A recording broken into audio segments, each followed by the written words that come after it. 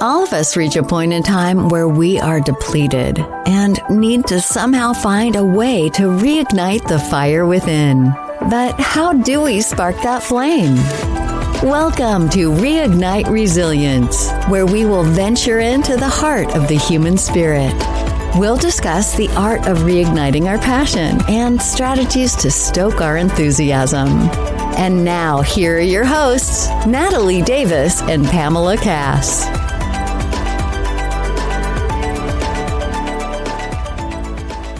Welcome back to another episode of the Reignite Resilience podcast. I am your co-host, Natalie Davis, and I'm so excited to be back with all of you today. And of course, joining us is your co-host, Pam Cass. Hello, Pam. How are you? I am fantastic. It's 85 degrees. It's like warm is in the air. Summer's in the air, I feel like. But then we're going to get snow, I think, on Monday. So that's what I've heard. I don't watch it. This is the time of year that I really don't watch it. And then I feel like I should, because I get surprised most frequently during this time of year. I usually just watch it in the winters just to see if I can travel. But you know what? Here we are. Yeah, it's funny. So this is a funny story. So I was in Vail last week of course, the one day it snows this year is the day that I have to drive up to Vail and then the next day drive back in the snow. And I had just spoken. And of course, I wanted to get out of my suit and into like proper like attire for driving clothes. Yes. 70 in the snow if something happens. So I go into the bathroom because I had to check out my room. I have my suitcase open on the floor. I have no clothes on. I get my leggings and I have my Doc Marten like boots you have to lace up, and I'm topless, and the fire alarm goes off. It's like, oh my gosh. I know. And I'm just like, wait, what? No. I'm like, this is a joke, right? This is a joke. And I'm like, oh, I don't have a shirt on. I was like, thank goodness I have shoes on. So I was a bit of a hot mess trying to like shove all my stuff. Shove everything back in the luggage. And you're doing exactly what they tell you not to do. Don't worry about your belongings. Just get out of the building. You're like, nope, can't do that. No, I'm not leaving my brand new suit I had just bought with you the week before. Yes. And so then I'm like feverishly running out into the lobby area. And the bartenders are mixing drinks and people are sitting around the fireplace just drinking their I'm like, well, apparently nobody is concerned about the fact that there's fire trucks out front and I'm like, just another day in the life. Exactly. You know? No one's alarmed. I've had that happen a couple of times. There was one time that it happened like in the middle of the night, and I just sent a text message to the people that I was traveling with. I said, is this real or are we just staying in our rooms? We all decided to just stay in our rooms. And so we didn't. We are those people that are like, oh, there were all these people that didn't evacuate and they didn't make it out. They question. They're like, why were there people still in the hotel if the alarms go off? Yeah, we weren't sure if it was real or not. Why would an alarm go off at a hotel? Exactly. Oh my gosh. Well, I am excited about our episode. We have a special guest that's joining us. Pam, I'm going to turn it over to you. Tell our listeners who's joining us today. Absolutely. I'm super excited about this. So today we have Nancy Deo. She is a former Silicon Valley CEO and Stanford Distinguished Careers Institute Fellow who brings a rare perspective to conversations about chronic pain, resilience, and the cost of high-performance culture. After a medical crisis on Mount Kilimanjaro led to a 15-year journey of misdiagnosis, persistent pain, opioid dependency, and identity collapse, she began to question the very strategies that had once defined her success: discipline, endurance, and pushing through. Welcome, Nancy. We are so honored to have you with us today. And I want to hear all of the story, especially the Mount Kilimanjaro, but kind of start with what got you to that space in your life. You know, you're a CEO, and Natalie and I have both in leadership positions, so we have both been in those spaces. So kind of share with us that story. Thanks, Pam. Thanks, Natalie. Really good to be here with both of you. I think I'm going to start just briefly to tell you why I was the way I was. I grew up in this genius family with a sister and a father who were just beyond brilliant. And I was a smart kid, but the only way I could keep up was to work harder, outlast everybody, push harder, persevere, endure. And that was the way that I could be on par with my dad and my sister. And that carried me through to adulthood, where I became extremely career driven, and success was measured on funds raised and performance metrics and everything that required striving, performance, achievement, pushing through. And that was very much who I was when I was in Silicon Valley, which, as you know, and your listeners can imagine, is a deeply competitive, hard driving culture. So there I was. I had this company that was focused on getting adolescent girls to put their hands on computers so they would grow up and be competitive with boys who were playing video games at the time. And I was very passionate about this. And I was working like a maniac and really trying to just persevere and strive to make that company successful. Cut to the chase. The company started to run out of money, and I had to sell it to an arch rival, which was Mattel, the toy company and makers of Barbie. And that was the most devastating thing in my professional life. It was actually crushing. And I was such a failure, and it was palpable, like my first failure really ever. And so as I got shaken to the core, I thought to myself, I have to do something big. I have to redeem myself somehow. And I just didn't have the constitution and energy to go back at it and start another company. And I thought, I was always an athlete as a kid. I'm going to go climb one of the highest mountains in the world. And this is going to show that I can conquer and I can still succeed and I can still push. You're nodding at this story.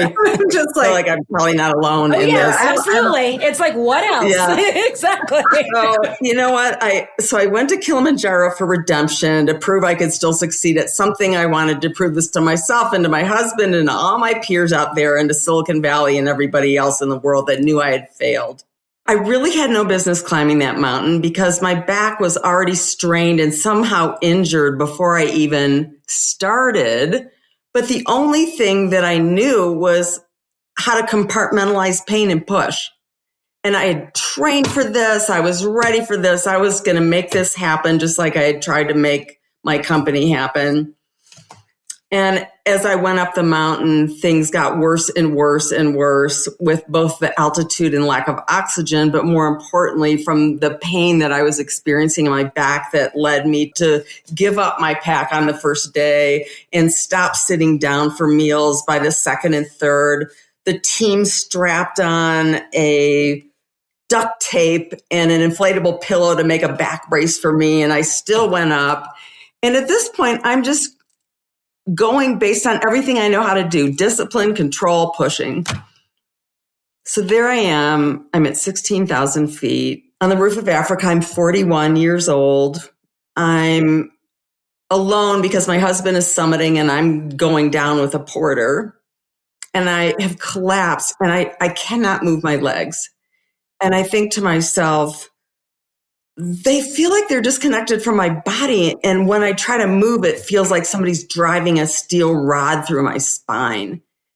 And I honestly had two thoughts. I thought, number one, maybe I'm bleeding out. I mean, maybe I am dying and I'm going to end up with my name on a plaque like the other climbers that didn't make it down. And the more logical side of me had this thought that my whole life has been about pushing harder. And that's what I did on this mountain. And it is not serving me. And something in me should have shifted. But as you'll hear when we keep talking to each other, it didn't.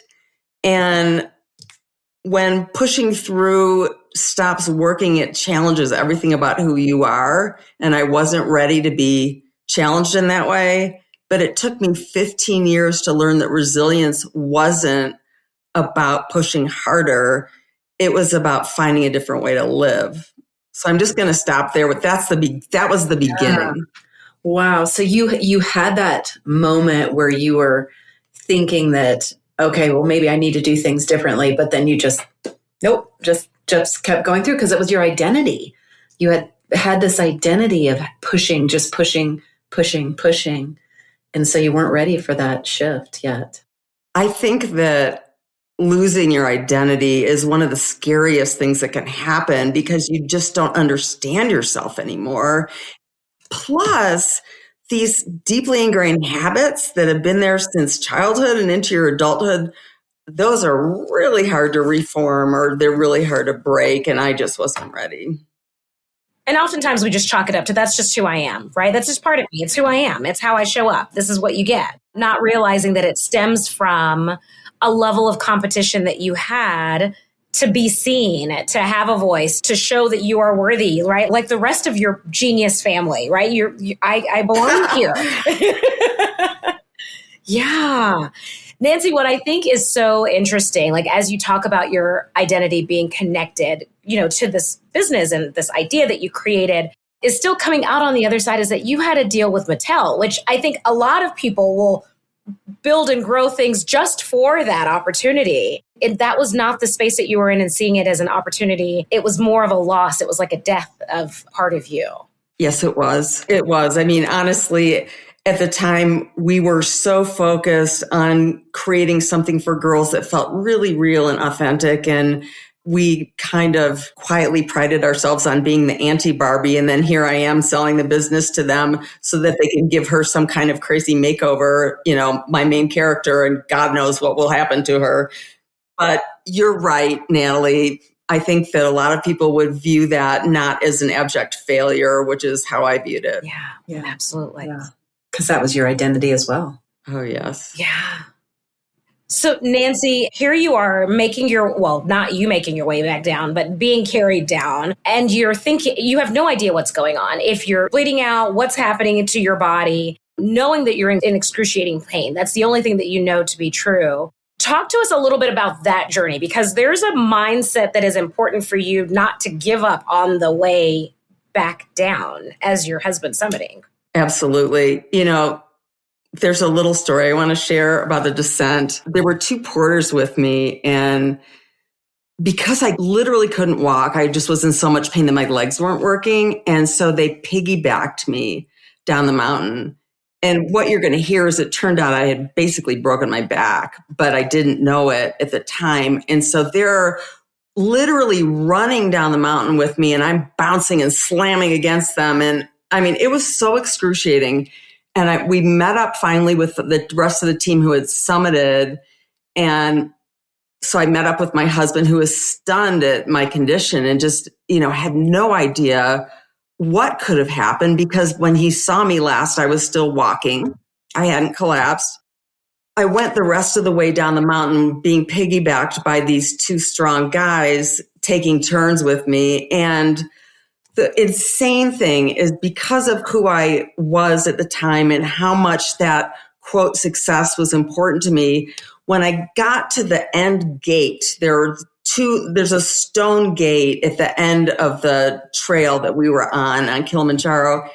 And I said to them, you guys have to put me down. I have to walk through that gate, which is ridiculous. I'm so embarrassed now that I did that.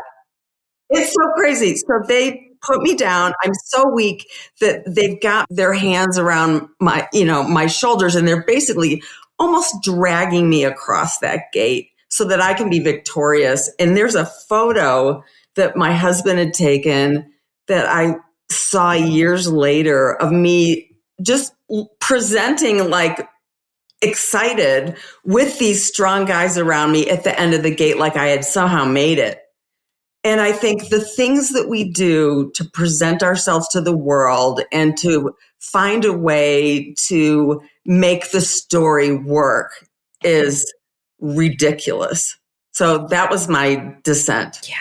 Wow. So you had just gone through having to sell your business, and you felt like everyone was going to see you as a failure. So you're like, all right, I'm going and climbing Mount Kilimanjaro and to show people that I still can do this.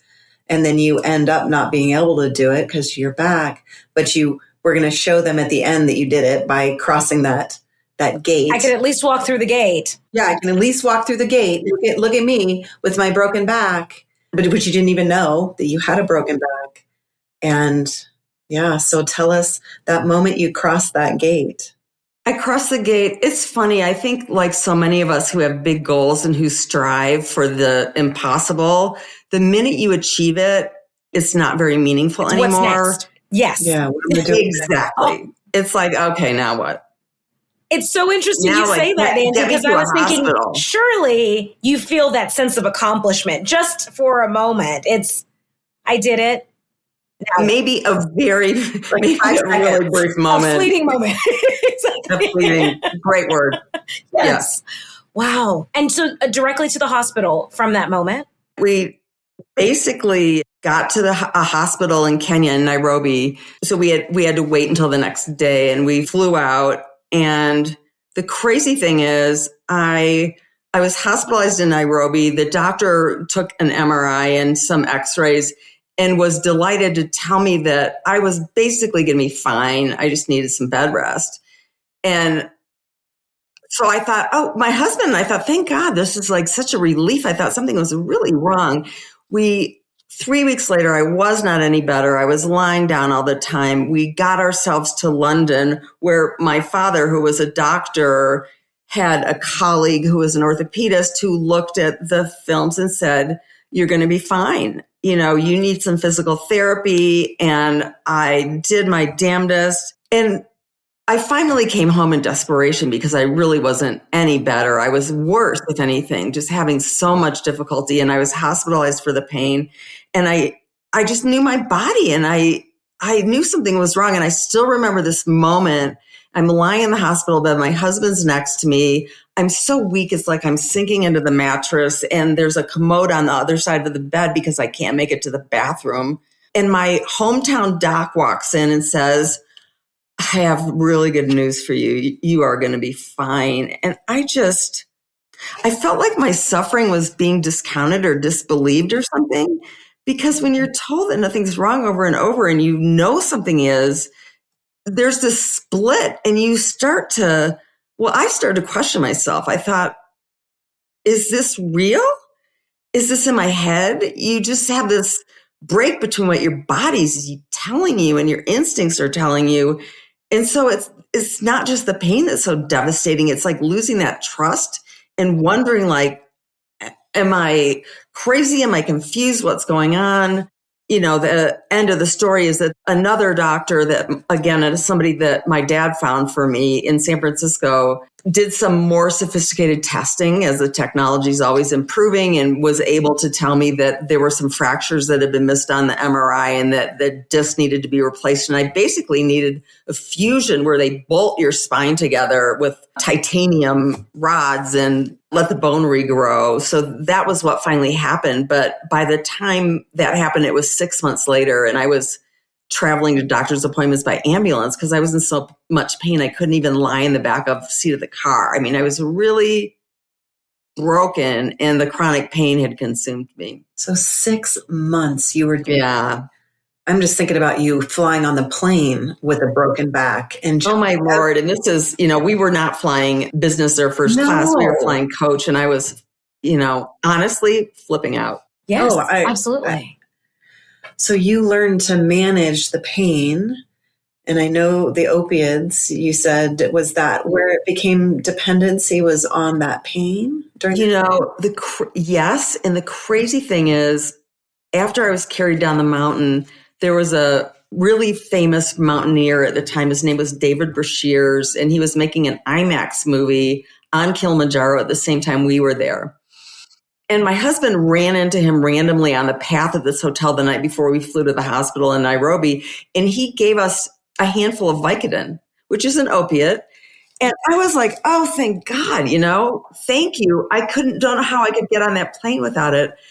But little did I know that was just the beginning. Yeah. Because, the body can get so dependent so quickly, and you get that sense of relief, and it dulls the pain a bit. And soon you're not just taking them to feel better, but you're taking them so you don't feel worse. And by the time I was operated on 6 months later, I was on so much OxyContin that it was, I think my medical team was worried about me and about how successful the surgery would be because of how much pain I was in before they operated. But we all were hopeful and optimistic that once they fixed structurally what was wrong with me, that the pain would start to ebb. Yeah. Well, and Nancy, I feel that there's the part of the brain that was also kind of experiencing that relief, right? Because that's what's helping is the message that goes to the brain that we're no longer, as you mentioned, compartmentalizing the pain that I'm feeling in my body. It's like, yeah, it's achy. There's some pain there. Let's put it to the side. It's fine. I'm still going to do this climb. It's wonderful. We can push through. And as soon as you're able to introduce some of the outside relief for that, and your brain can stop focusing the attention on compartmentalizing or minimizing what you feel as pain, or at least the degree of pain that you were feeling through.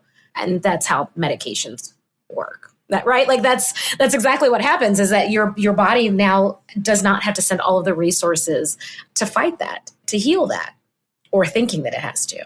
And I think for those of us who are good at compartmentalizing our pain, when you're not doing that and you feel it in full force, it can be really overwhelming. So I was just frankly overwhelmed by it. And it takes an emotional and mental toll too. I mean, the fear and anxiety that pain produces in our minds and in our bodies, the moment is so horrible. And then you're even more terrified about the next moment. So it's just a vicious cycle that keeps on cycling. 6 months is quite some time to wait to actually get an actual diagnosis and go through surgery. Where are you in terms of your journey with yourself, right? Because this all started with this discovery of, well, now what? What's next? And outside of healing your body, mentally, where are you? Professional journey and what you're seeking to find. What does that look like during that 6-month period? Well, as you can imagine, this did a number on my identity as we started to discuss, because I always had this mental image of who I was in that role, if you will, primary role of being a Silicon Valley company head. And, I'd be wearing this dark blue suit and pumps, and I'd be like running through the airport with my briefcase slung over my shoulder, like and, going to some meeting. Yes.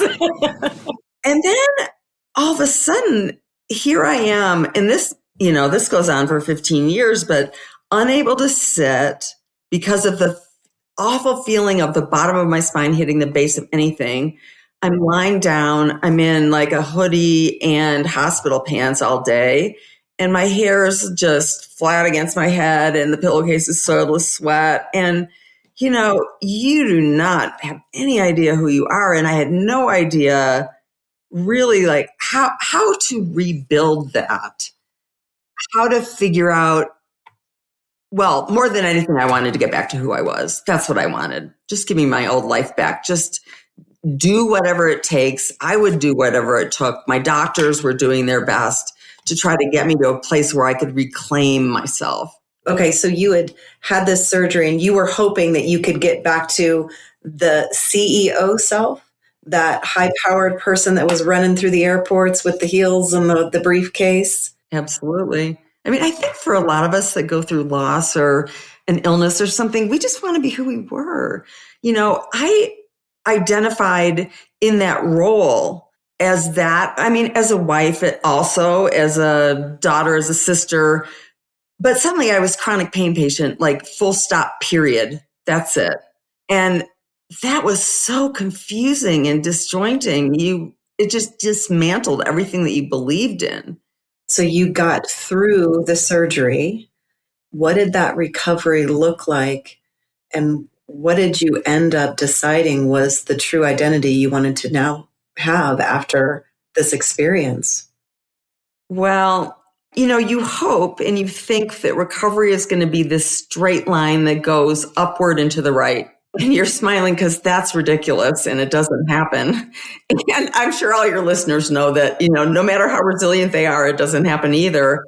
But that's what I hoped for. And that's what we set out to achieve, my husband and I. And my recovery was peppered by setback after setback after setback, where I would somehow, even unconsciously, just push too hard, whether it was sitting too long because my sitting was so limited, I had to do it on a timer on a cell phone. Or maybe I would walk half a block too far in my physical therapy. But sometimes it was so random. I would do an aggressive glute squeeze and I'd be thrown back for weeks. I mean, just something horrible and crazy. So I never knew how and when it was going to happen, but I was in a cycle of perpetual pushing, crashing, being completely disabled and then starting over again. So the recovery was such a non-starter that 5 years later, in desperation, just with this happening over and over and over, I went to the Mayo Clinic in Rochester, Minnesota, because they had a pain rehabilitation and drug detox program. And I was so grateful that they would take me as a chronic pain patient and somebody who had a long-term dependence on opioids. And it was a 3-week program that basically, ironically, kind of pushed and shoved you through at a really fast rate, because in week 1, the drugs come out from under you. And the withdrawal, we can talk about that later if you want, but it's really frightening. And then in weeks 2 and 3, I went from lying on the floor of the conference room in the pain rehabilitation center to starting to sit. I would force myself to sit longer than I was able and force myself to do some activities of daily living, like vacuum, a rug or mop the floor or whatever it was. No sooner did that happen than I came home and I crashed, the worst crash ever. Thank you for joining us today on the Reignite Resilience podcast. We hope you had some aha moments and learned a few new real-life ideas to fuel the flames of passion. Please subscribe on your favorite streaming platform, like or download your favorite episodes, and of course, share with your friends and family. We look forward to seeing you again next time on Reignite Resilience.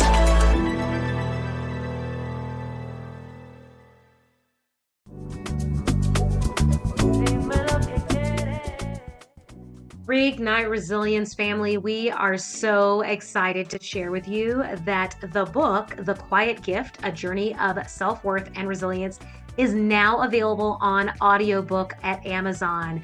Make sure that you check the link in the show notes so that you can click on that and download a copy of the audiobook.